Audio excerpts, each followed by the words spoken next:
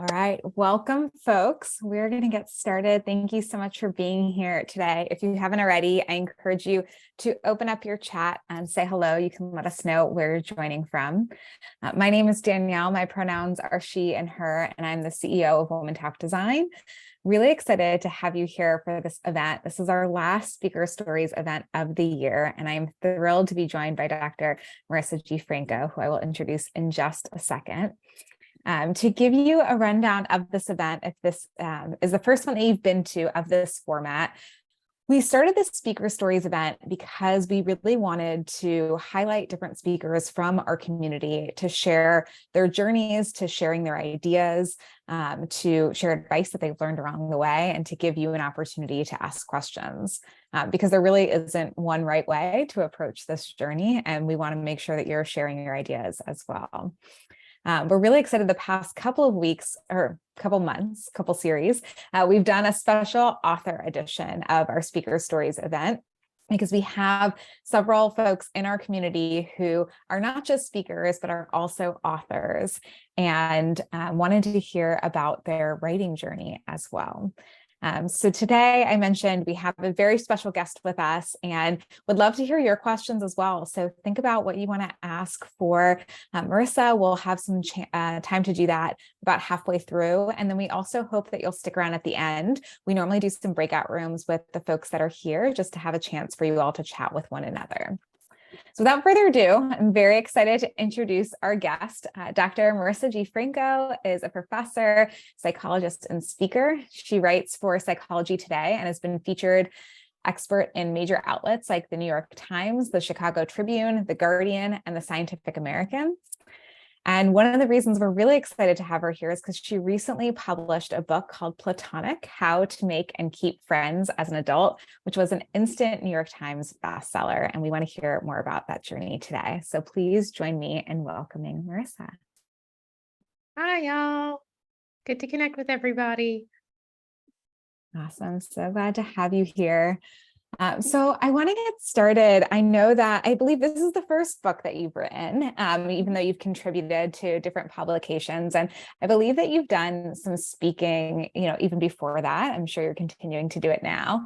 And I want to start by hearing from you why it's important for you to share your ideas. I think I answer this question as someone who comes from a research background and has a unique niche. And I think all of us have a unique niche, whether that is our lived experiences as they relate to our speaking topic, or the fact that we can turn information into something very tangible or experiential. And so I think coming from my niche of sharing information that's based in research, that means that there are certain gaps in thinking that we have that research tells us that we have, right? So, for example, I talk about in my book that when strangers interact and predict how liked they are by each other, they tend to underestimate how liked they are. And that's a phenomenon called the liking gap. And because research gives us this sort of bird's eye view, we can see that, some of the things that we tend to think or the ways that we tend to see the world aren't actually true when we align them with how other people actually see things. And so I think that's really valuable. I think it's a way for us to check our biases, understand a little bit more of what the reality is. And when it comes to connection, there's so many ways that our brain twists what the reality actually is in terms of how we're connecting with each other. And so I think that's why it's really important for me to get out these messages that we would never know all of these biases we have that form great barriers to our ability to connect with others, that we're also scared and nervous and think we're going to be rejected. When the research finds us, we're just way less likely to be rejected than we think. And if we know that information, we can be empowered to act differently and connect. I love that, making that research more accessible to folks because it can really change their lives. That's what it sounds like. Yeah. I mean, it's changed mine, and I hope it changes other people's too. Yeah, that's a powerful reason. We ask folks a lot to reflect on their reason why before wanting to get started with speaking or writing or sharing their ideas. And so I think it's so helpful to hear what other people's whys are. I'd love to hear a little bit more about your journey to sharing your ideas. So I know that you're a professor, and I'm sure you've had to do a lot of writing through, your studies and teaching. And so I would love to just hear kind of how all that started. And when did you decide to start thinking about a book? Yeah. So I became super passionate about friendship in my personal life because this was probably 10 years ago. I was going through a breakup and I felt really bad. So I started this wellness group with my friend. We met up, we had dinner, we cooked, we did yoga, we did like a dessert tour of DC. It was anything that was related to wellness. And it was so life changing. And it wasn't the wellness in particular that was life changing. It was just being around people I love who loved me regularly, felt so Mhm. good. And it led me to question some beliefs I had, which was, oh, I'm only lovable if I have romantic love, or romantic love is the only love that counts. And if I don't have that in my life, I have no form of love. And Audre Lorde says the personal is political. And I think the ways that I was interpreting my life in ways that actively harmed me and made me devalue all the love I had in my life are reflective of a larger cultural issue and problem with how we trivialize platonic love, how we put all this pressure on one person to give us everything. And it just makes you less happy, whether you're single or in a relationship. So I wanted to be part of changing that. And I think something that's important to mention is it was about maybe like 6 years between that moment and when I actually wrote the book. And Mm. I think what happened was I had to give myself permission. I had to be able to tell myself, oh, I could actually do this, which took a while. I think some of the things that led me to actually do it was that I read all the books on friendship and I was like, oh, the research backed book that I want to write is not out there. Mm. So I knew that I had something unique to say that could be really valuable to people. And the other thing was I met with my mentor and she wrote the book Why Are All the Black Kids Sitting Together in the Cafeteria? And her book's a New York Times bestseller and it's such a success. And she told me, Marisa, you need to write this book. And I was like, because I was just like, oh, it's just kind of an idea. She's like, no, you have to write it. Like, go for it, write it. People are going to read it. And she made it sound as if I could just do it. Mm. And in my head, it was like, I don't know if I could do it. Like, I'm not actually a writer. I'm just an academic. I've never been formally trained. In my head, there's all these reasons why I didn't have the ability to do it. Mhm. So it took someone giving me permission that was like the final trigger. So I guess what I want to say to people listening is to like, maybe you don't have a mentor who wrote a New York Times bestselling book, but I wrote a New York Times bestselling book. So I could give you permission, like you can do it. Go for it. If you never believe that you can actually do it, that's going to be a self-fulfilling prophecy because you're never actually going to try. So I hope that you can give yourself permission and acknowledge, I guess, the unique offerings that your voice has, and turn that into something. I say that though, while also acknowledging that it takes a lot of work. It's not just I think I can do it and now I can do it, right? It's turning that permission into work is really important, right? We need to turn it into something tangible, and turning your passion into motivation is really important. So for me, for example, I struggled with my agent. I got an agent fairly quickly, but for a year we went back and forth on my book proposal. So the agent will sell it to the publishers like the Penguin Random Houses and the HarperCollins. And you can't go to those publishers directly. The agent is the gatekeeper. And my agent didn't approve my proposal for a whole entire year. I had to work on my skill set for a long time. And there were times when I was like, oh my God, can I actually do this? Like, am I good enough? He keeps telling me that this proposal isn't good enough. And one thing that I did that was really helpful that I want to impart onto all of you is that I started to read very successful books like Quiet, which is a book on introverts that was very popular. And I broke down the techniques that the author was using to make her book successful. Like, for example, I saw in every chapter, she didn't just describe a problem. She made the problem into a dilemma. Like, should this person do this or do that? We think they should do this, but we actually think they should do that. It was like she was answering a question and throughout the chapter. And so when I was able to analyze that, it made me such a better writer. So I think that's the other thing about writing a book. You're not just learning a subject area very deeply. If you want to be very successful, you also have to learn how to write. Like, you have to put in time to understand what makes writing good. So I read these popular books on writing. I would share the name, but I don't remember the names of them right now. But if you Google like books for better writing. I'm sure it'll come up. And I analyzed successful books and I wrote down the strategies that they were using. And I went through my chapters and I tried to identify where I could incorporate those strategies. Like, it's a lot of work. It takes two things. It takes believing in yourself and giving yourself permission as the first thing.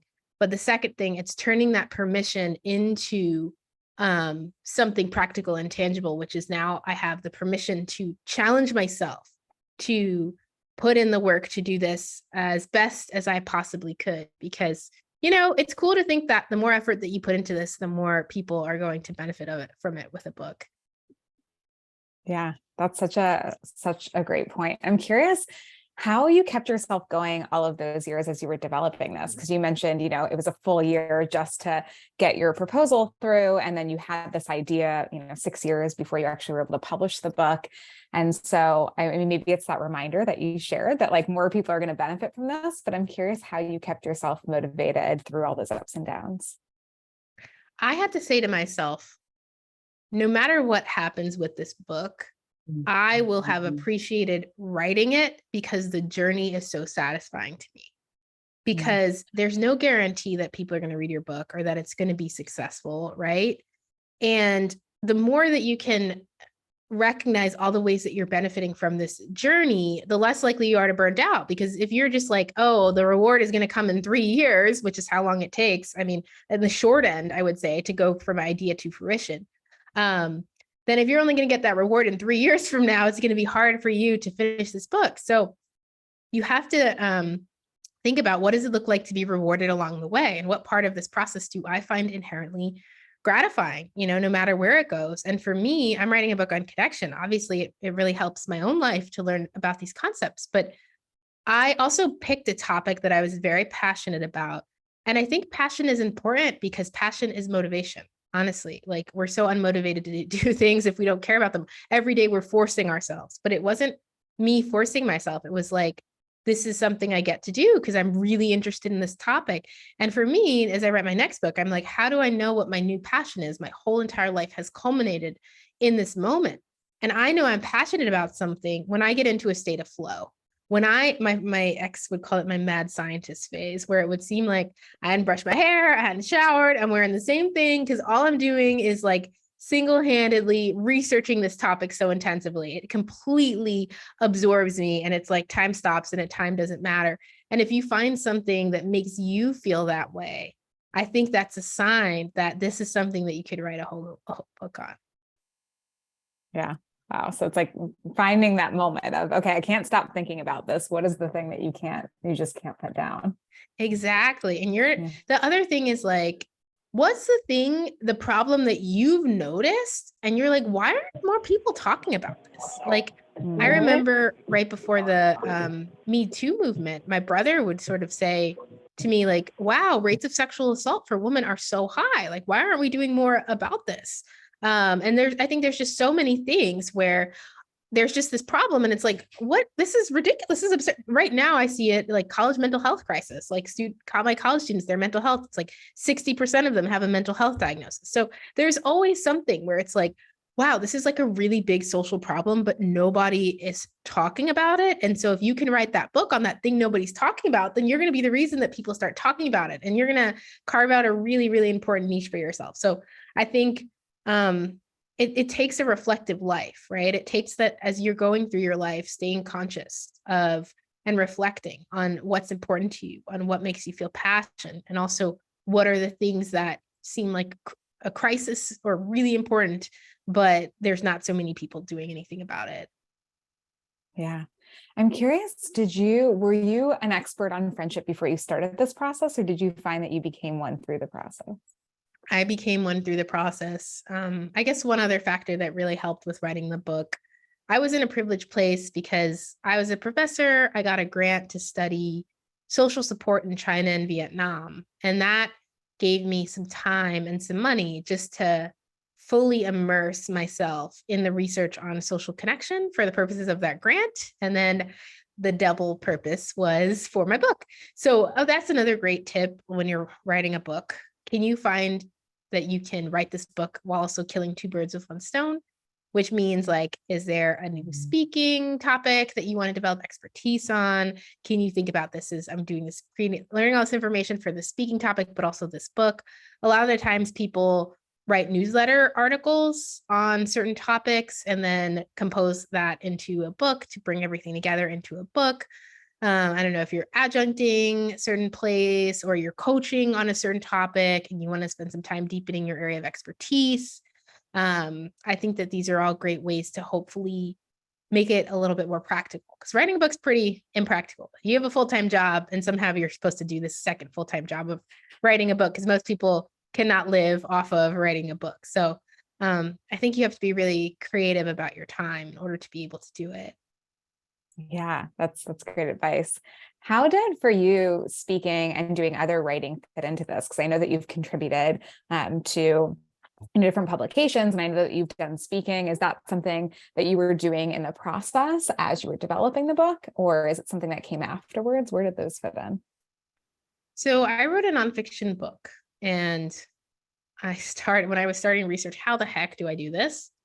I would hear platform, which basically means if you want to write a nonfiction book, you already have to have a following, which I'm like, how the heck am I supposed to get a following? Like, I just wanted to write a book. Why do I have to become an influencer?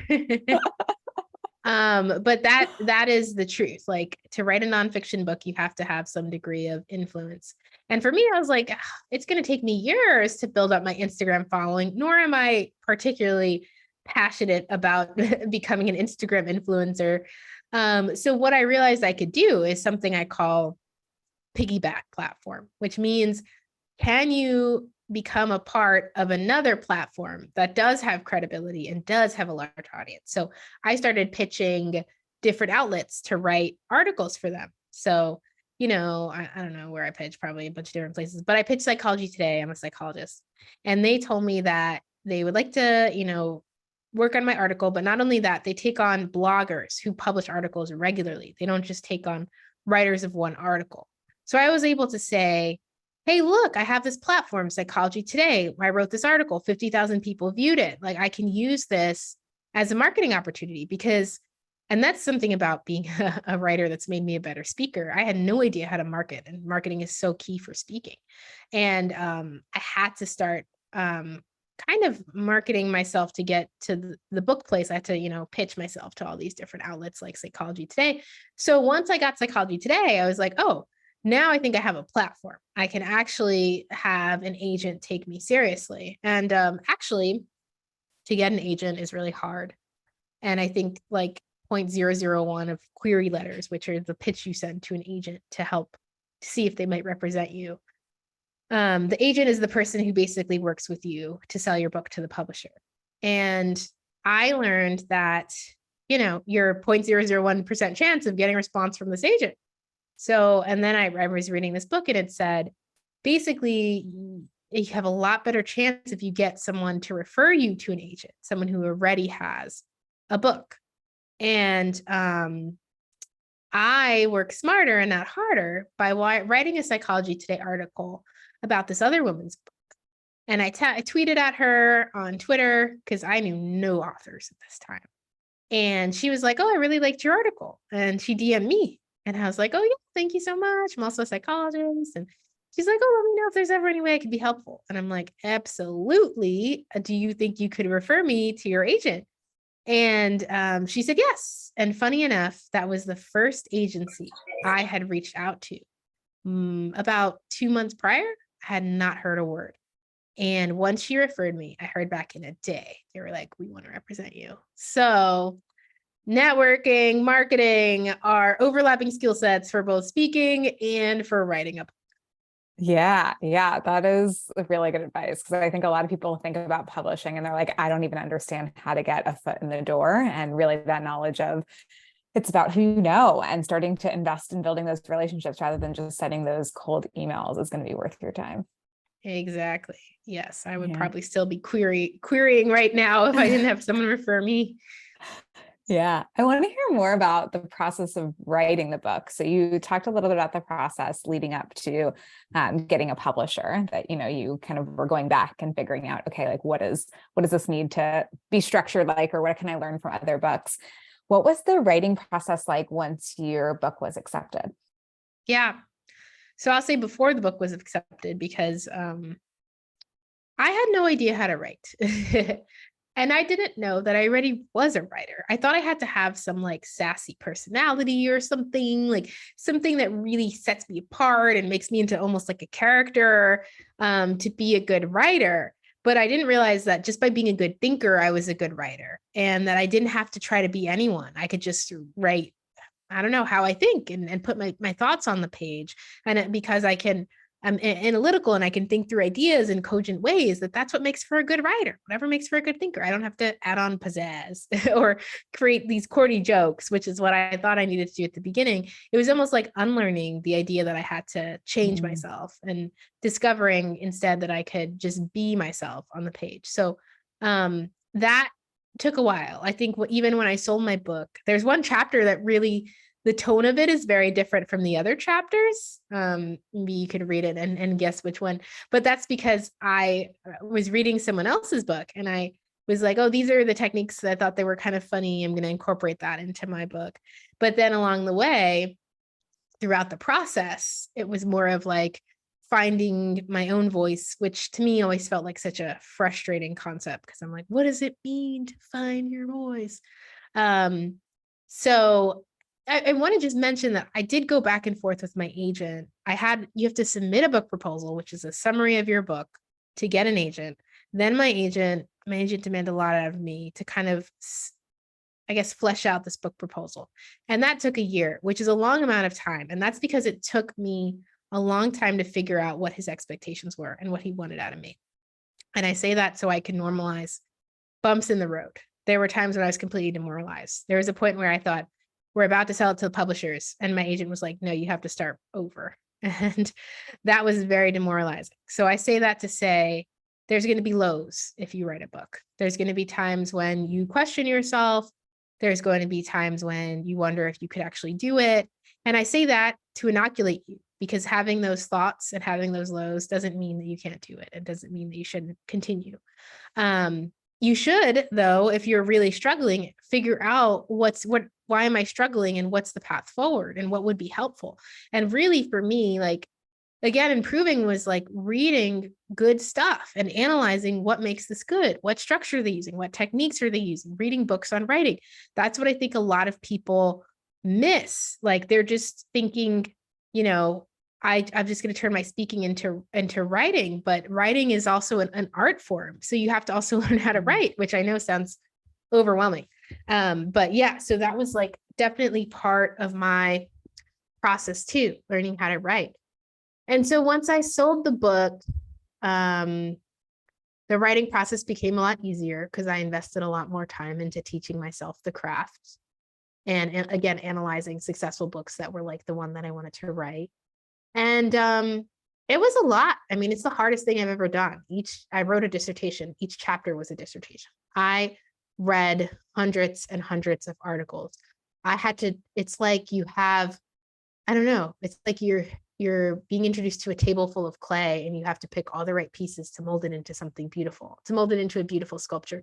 There's so much time you're going to spend sifting through information that you're not actually going to use. And that's not a waste of time. That's just part of the process.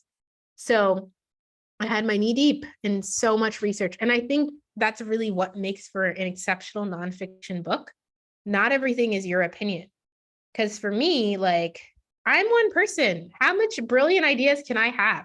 But the fact that I was able to read the brilliant ideas of so many different researchers, so many different intellectuals, even the brilliant ideas of historians, and like looking back at our history of this concept and what we did differently historically, I was able to curate. Like, I think a good author is a curator. I can curate the best of all of those things and include those into my book. So I include, this is a finding from this study, this study, this study.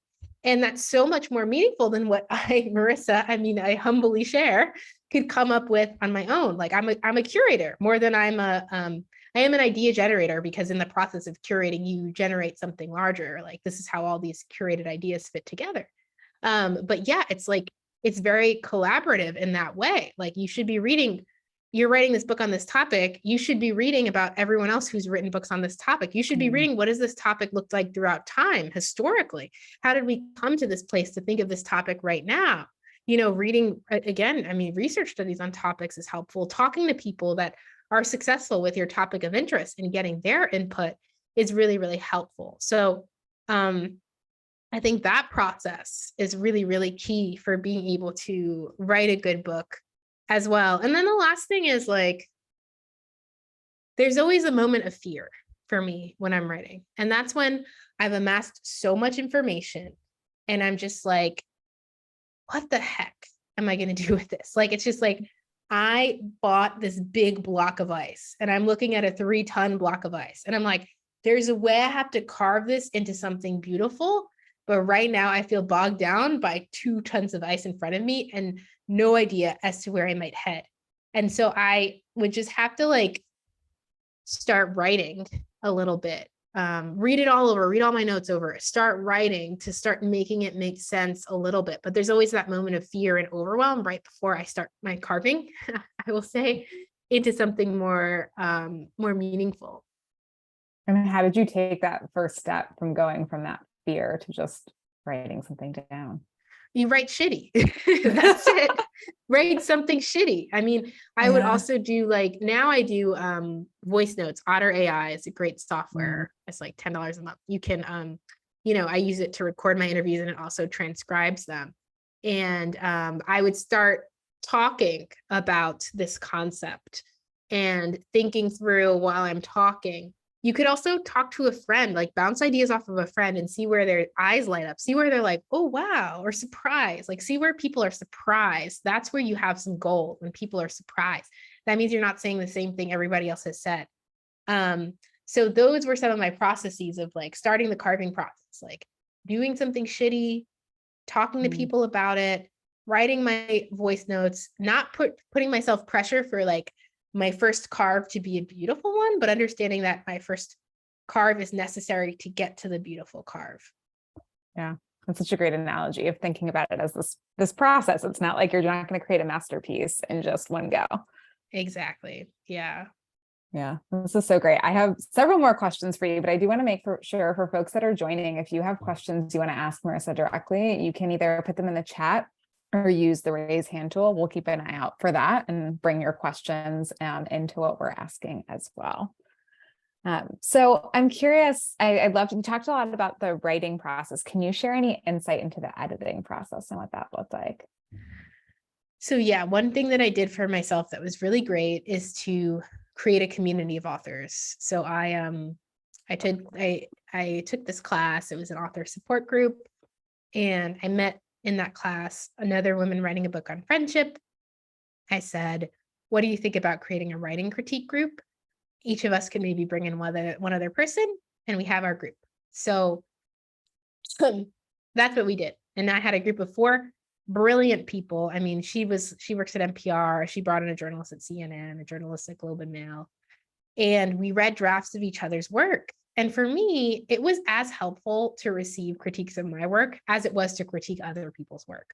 Because I could say, this doesn't work, this does work. And then I could apply that same thinking to my writing. It gives you that bird's eye view when you're so close to things. You don't notice what doesn't quite fit, but when you see it in other people's work, it helps you understand yourself. So that was really helpful from an editing perspective.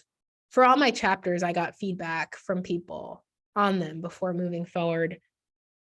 And I would read it. I would read it a bunch of times. I would read my stuff. I think just cutting out any extra words was a big part of my process. Simplifying the way I'm saying things. Like I like to say, if I'm writing, can an 8th grader understand it? If an 8th grader can't understand it, let me revise it to make sure things are super accessible, making sentences shorter to make things more accessible. And yeah, so that was, and so then I would revise my chapter. And then at the end, I went back one more time when I had written all the chapters and revised them all at once. Awesome. Great. So once it was edited and it was all done, like what happens next? You just stop and celebrate, or does the work keep going? Oh gosh. This is a this is a great question.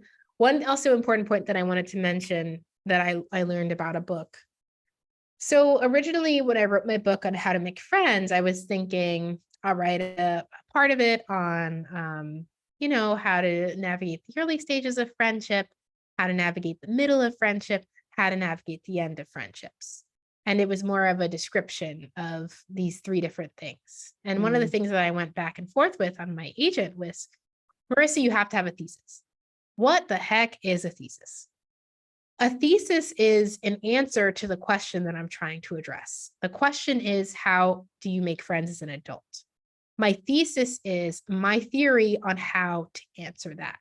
And that theory should be present throughout my entire book. Each chapter is unfurling that theory in some ways. So my theory was how we've connected affects who we are affects how we connect. People that have had healthy relationships in the past develop a set of practices and assumptions that allow them to continue to make healthy relationships in the future. People that have unhealthy relationships in the past develop a set of assumptions and practices that continue the cycle of unhealthy relationships, unfortunately. So this is the second part of the book where what are all these practices of these really healthy people and how can we learn from them? And so these healthy people, they're called securely attached people, if you've heard of attachment theory. So it was like each chapter was like, what does it mean for these secure people? What are they doing in friendship? What are the insecure people doing? And why is that successful? So I talk about these secure people initiate, they're vulnerable, they show more affection, they're generous, but also have boundaries. They can work through conflict effectively. So it became a lot more interesting when I had this thesis. It wasn't just like, oh, I'm describing friendship. It was, this is how we make friends. And you're going to see this every step of the way. You're going to see the same idea come up in a different outfit. And that's what the book is. And so I think that's another piece of advice for a good book is like, it's not just descriptive. It has a thesis. What's the question that you're answering? What's your answer to that? It's like a hypothesis. And how does that play out throughout and evolve throughout your book?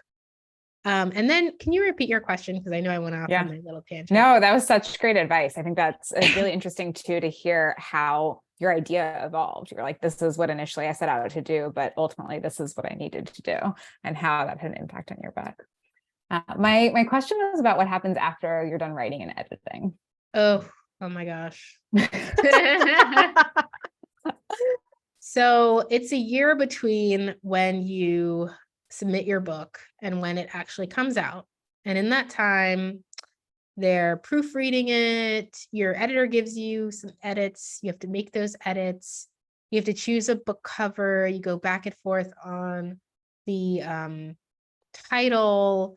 There's all of these like little things, formatting, checking the references. And then like, I would say 6 months before, maybe even more, you start thinking about marketing. You develop a whole list of the places you're going to market to. You then start pitching those places to see if they'll have you on their podcast, or journalists want a copy of your book to read. My book became a New York Times bestseller, not just because it was a cool idea, which I think it's a great book, but I spent my whole summer marketing full time. Every day I was pitching podcasts to see if they'd have me. You could start pre-recording those podcasts and ask them to release the episode right after the book debuts.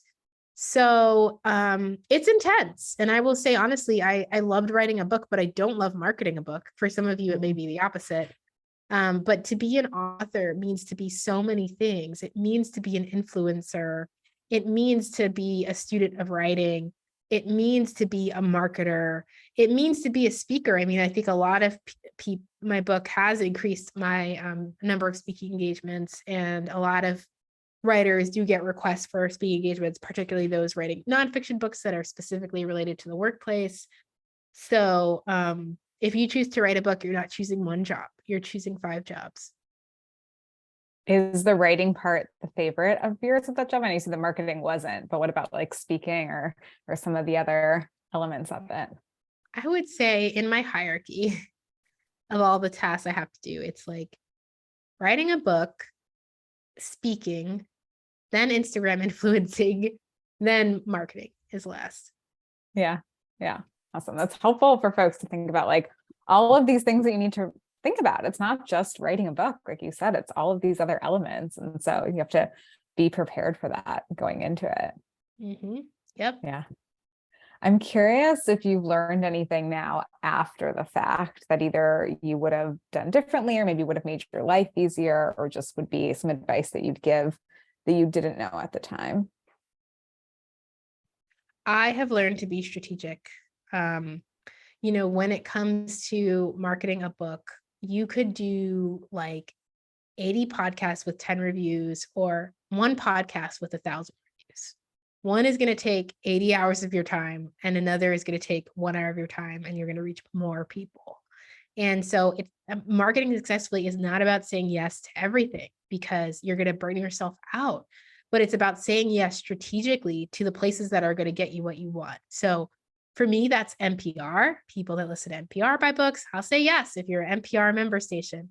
For me, that's places that have larger followings that I've said yes to. It's communities that I've been invested in already. Specific groups for Black people, I'm really committed to. Places that are specific to psychology, places that have niche audiences that relate to my area of interest, like places that are specifically focused on friendship. So those sorts of things. But I have to say no to the other things. And people they're sometimes mad at me for saying no, or hurt their feelings. And they're like, oh, we don't know. Why did you say no? I'm going to reach out again. And I'm just like, if you understood that I have a full-time job and I have 3 or 4 places reaching out to me a day trying to speak on something, and I'm doing 10 interviews a week for months now, I hope that you would, understand that it's not personal, but like at some point I am not going to feel good and not going to feel healthy. And so you have to figure out, what does being strategic look like for you? Like, what are your priorities that you want to focus in on? And guilt-free being able to say no to all the things that don't fit into what you want to prioritize. Yeah, that's really good advice. I think for so many things in people's lives, just being able to say no, which I think can be really hard, especially for some of the folks in our community who feel like they need to take on so much or need to be a representative. And I'm curious if you have any advice on like how to say no. Like, is it, you shared all these things, like if you only knew this, do you share all that, or do you just say no? No, I usually say like, thank you so much for reaching out. I'm going to have to lovingly decline, but thank you so much for your wonderful show. Yeah, that's great. Something like that. And then if they follow up and they're like, oh, why did you say no? I'm just gonna not respond at this point, because I've done what I needed to do. Yeah. I think that's good advice. There's a question in the chat from Jessica. Has the success of the book added any pressure to writing another, or do you find it sparks more motivation to get your ideas out there? There's stories of writers. I think the guy who wrote Catcher in the Rye, and they write one book and it's successful, and that destroys them because they never feel like they could do anything else to measure up. And there's this way that when you have this success, you could be an imposter. You could experience imposter syndrome of your previous self. Like, I'm no longer capable of what I did before. That was like a fluke. And I think that happens when you put pressure on yourself to keep optimizing and keep doing better. And that's not a pressure I want to put on myself. I wrote this book because I enjoyed the process. That was huge for me. I enjoy the process of writing, no matter what the outcome is. And that's what I want to take into my next book. It's not like this has to be a New York Times bestseller or bust, or it was all a waste of time. No, I think that's really harmful. It's like, I want to find another book where I'm really going to enjoy and be passionate about the process. I want to find another book where I could write it and be balanced, right? Because the whole purpose of the success is to live a good life. And if you're sacrificing the good life along the way, it just doesn't really make any sense. So just with the intensity of marketing right now, I haven't been focused on even thinking about my next book. And that's been really freeing for me to not even put pressure on myself to think about it, right? And I don't want to put any pressure on myself until I'm at a time when I can consider it and have it feel like I have the space for it, or I have the space to prioritize it at this given time. Or I know that I'm ready to prioritize it. And I feel that sense of passion and flow and mad scientist about this book. So I'm not trying to tame my creativity. I'm trying to walk gently beside it. Oh gosh, what a great line. Thank you for sharing that. That's really great. Have you had a favorite opportunity or experience that's come out of this so far? I know it's still happening. Ah, well, I could share some of the opportunities that have come out from it, like a lot more speaking engagements, which is cool. I think particularly I've gotten to speak at these like groups of nerds. Aspen Ideas Festival. It's like all these intellects, these thought leaders that they bring together. I'm like, I love learning. So I just love being in these groups of nerds. I got the opportunity to speak at Chautauqua, which is another group of nerds, they're specifically focusing on friendship. I also really enjoy speaking to students. So opportunities to speak to like college students about how to connect, and specifically minority students, is a really big passion of mine. So that's been great. And oh, I got to write an article. So part of the ways they market your book is they're going to start trying to get you to write articles for different publications, which feels really intense because that's a big time commitment to write an article. But for Times, I got to write an article on chosen family, and I became a mad scientist for chosen family. I love the concept. I love the idea that when one group rejects us, there's just spaciousness for something new, and it's not just a loss. I love the idea that, hearing from people that their families of origin, it was authenticity or connection. These chosen families, they get authenticity and connection. Just thinking that, for a lot of us, our we think we're lonely because we just haven't given ourselves permission to think creatively about relationships, right? We think it has to be this, I get married and I have a spouse and I have kids, and if I don't have that, I'm just at a loss. But if you don't have that, you can decide creatively what you want to put in its place. It's an offering. And so me being able to write about chosen families was so cool. And that article will come out, I think, probably by the end of the month. Awesome. Was that a topic you had already explored in your book, or was it just something new based on, the ideas that you had already shared? Well, I think a theme in my book was like queer communities are the pioneers of connection, because queer folks, if you have been accepted your whole life, you've never had to learn what it means to connect. And if you have already, your sexuality has shown you that what society has been telling you about what's optimal is not what fits for you. You begin to take that skepticism into every other aspect of life, every other way that we're taught that we should connect with people. And so queer communities are just so pioneering and so, cutting edge in terms of the ways that they've seen and repurposed and reclaimed and changed our ideas of what it is possible for it to connect with other people. And I think one of the thing that I talk about in Platonic is homophobia destroyed all of our relationships, because now everybody's afraid of intimacy with their friends because they might be perceived as gay and stigmatized, right? Didn't just destroy our relationships for gay people, but for straight people too, straight men in particular. So we could all really learn from, I think, queer communities on how to connect better. And I found that out through writing my book, and it's something that I'm really interested in general. And so I got to explore another dimension of that for this article on chosen families. Yeah, that's fantastic. Awesome. Marisa, this is so great. I have really valued your openness and transparency with what you shared about what you learned and some of those things that you learned the hard way. And I think your advice has just been so helpful to think about, really how you might approach writing in a book and all the different elements that are involved, and how to encourage yourself if you start to feel lost. And I'm curious for folks that are on the call, and I know you talked a little bit about this already, and for anyone listening, but if they're thinking about I'd love to write a book someday, but I don't, have that imposter syndrome now. I don't know if I have enough that I can do this, or I have some ideas, but I don't know. I don't know if I'm the right person for this. What would you say to them? I would say write down a list of everything that you've already done successfully in this regard. Because I think when we question ourselves, we forget that we are already a giant in some ways, right? That this is a continuation and a deepening of things we've already developed already. And that's what I learned about being a good writer, right? That I had already learned to be a good thinker. And that wasn't disjointed from writing a book. That was part of writing a book. So I think write down all the ways that you already are a writer. And maybe that means you're a thinker. Maybe that means you're a blogger. Maybe that means you're a social media influencer, which is communicating information, which is the same thing that authors do. Being a speaker, right? Like you're curating the best information and communicating with people. That's the same thing that authors do.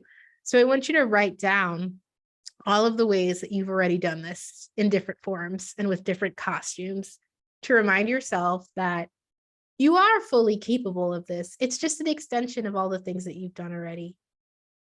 I love that. What a great note to end on. Thank you so much, Marisa. Thank you for being here. Thank you for your time, for putting this book out in the world. You should all read it if you haven't already. And thank you for, just like I said, everything that you shared with us. And great. We'll follow up with this too in the email, ways to stay in touch with Marisa on her website and through her book and Instagram. Awesome. Yeah. Thank you so much for the opportunity. Bye, everyone. Thank Good luck with your you. books.